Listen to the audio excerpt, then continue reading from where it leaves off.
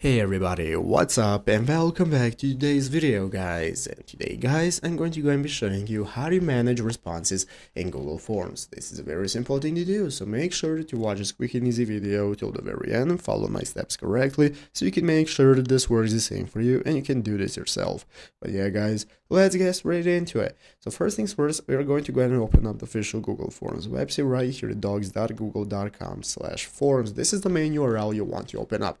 Once you have opened it up, you'll be greeted by the main page right here. This is going to be the home page where we can get started, and in the upper right corner you're going to have the option to sign up for an account if you do not already have one. If you have one, just log in normally. So once you're logged in, you'll be greeted by this home page right here, which is the main page where we can get started. Clicking the plus button right here to go ahead and create a new form.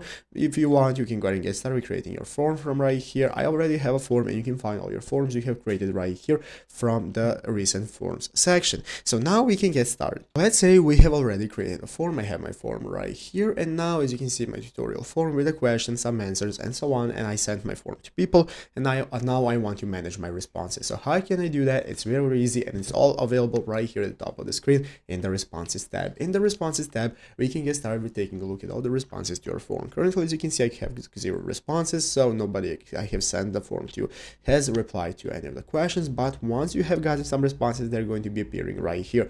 What you can do guys is go ahead and click the three dots right here, and then you can get started managing your responses. You can get email notifications, you can download the responses, print them, delete them, do whatever you want. You can even link them to sheets and your spreadsheets to go ahead and use them for your Excel and so on. Basically all of this is going to be available from the responses tab, so you can get started managing them from there. So I hope this video was helpful. If it was, make sure to leave a like, subscribe to the channel. So guys, thanks for watching, take care and bye.